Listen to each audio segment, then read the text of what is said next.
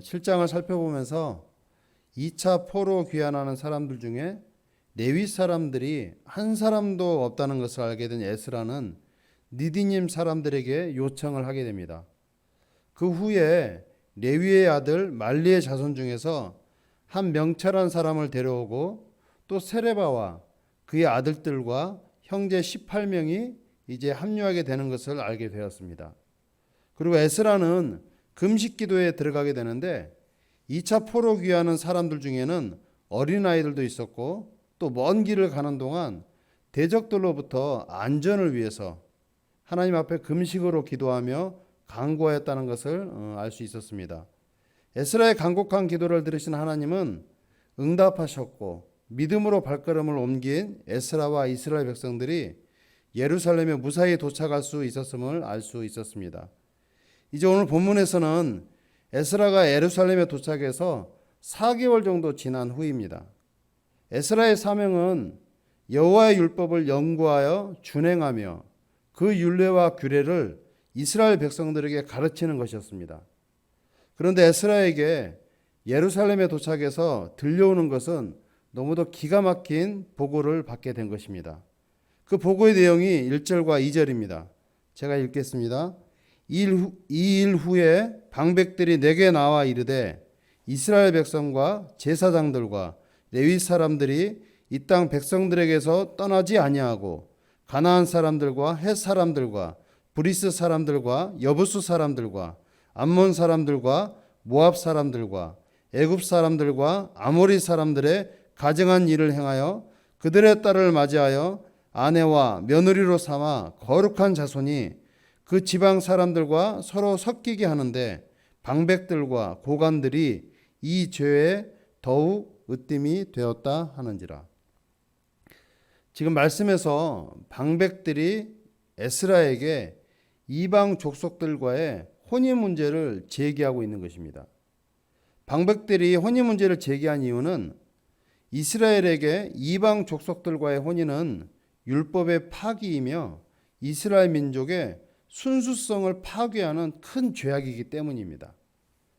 문제의 핵심은 이방 족속들과의 결혼으로 인해서 여호와 중심, 신앙의 변질, 즉 유다 종교의 이교화였다라는 것입니다. 그런데 큰 문제는 이스라엘 백성들 중에 지도자라고 할 수 있는 제사장들과 레위 사람들은 물론이고 방백들과 고관들은 이 죄에 더욱 으뜸이 되었다라는 것입니다.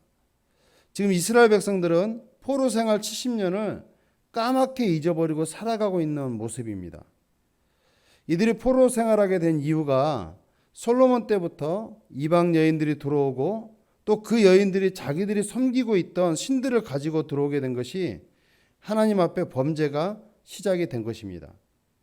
이제 에스라는 방백들의 보고를 접하고 회개의 기도를 하게 됩니다. 그런데 이 에스라의 회개 기도하는 모습이 우리에게는 조금은 낯선 모습처럼 보입니다.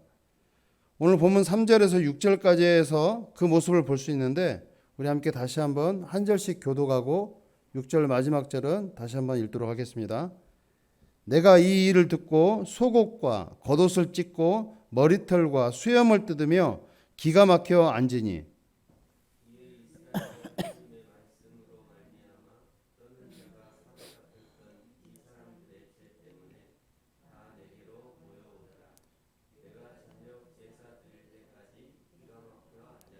저녁 제사를 드릴 때에 내가 근심 중에 일어나서 속옷과 겉옷을 찢은 채 무릎을 꿇고 나의 하나님 여호와를 향하여 손을 들고 말하기를 나의 하나님이여 내가 부끄럽고 낯이 뜨거워서 감히 나의 하나님을 향하여 얼굴을 들지 못하오니 이는 우리 죄악이 많아 정수리에 넘치고 우리 허물이 커서 하늘에 미침이니이다. 아멘.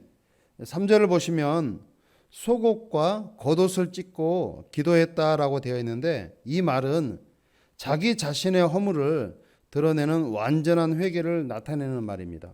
또 이어서 머리털과 수염을 뜯으며 기도했다라는 것은 머리털과 수염은 권위와 위엄을 나타내는 것인데 이를 뜯는 것은 자신이 죄인임을 괴로움 속에서 자인하는 표현입니다.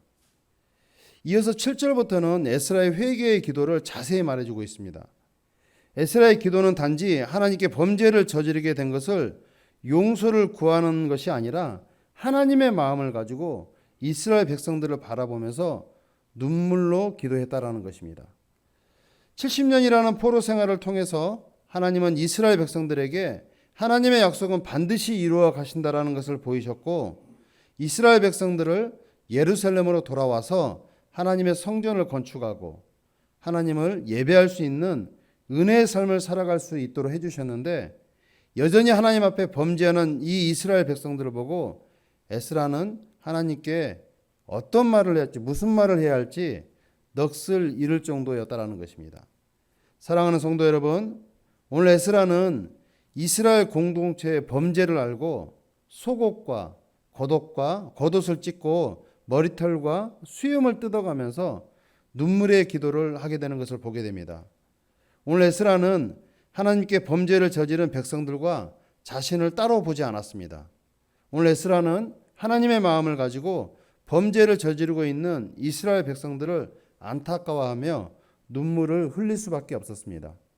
사랑하는 성도 여러분, 에스라의 기도의 모습이 교회 공동체가 가져야 할 기도의 모습이 되어야 할 것입니다. 교회 공동체 안에서 문제가 있는 사람들도 있을 수도 있지만 그 문제를 도덕적으로 생각하고 판단과 정죄를 하는 것이 아니라 하나님의 마음을 가지고 함께 아파하고 울어줄 수 있어야 한다는 것입니다.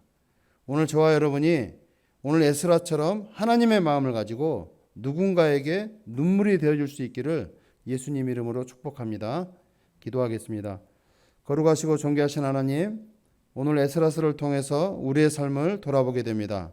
때로는 우리의 부족함과 연약함을 보지 못하고 교회 공동체 안에 부족함이 우리로 하여금 판단과 정죄는 없었는지 다시 한번 생각을 해보게 됩니다.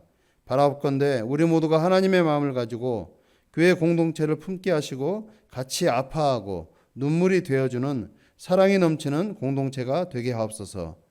한 주간을 통해서 하나님 앞에 드려지는 예물이 있습니다. 드려지는 손길을 기억하시고 범사에 감사가 넘치는 삶을 살게 하옵소서. 하나님께 간구하는 기도의 제목들이 하나님의 은혜 안에 이루어지게 하시고 하나님의 귀한 일꾼의 삶을 살게 하옵소서. 예수님 이름으로 기도드립니다. 아멘. 하늘에 계신 우리 아버지여, 이름이 거룩히 여김을 받으시오며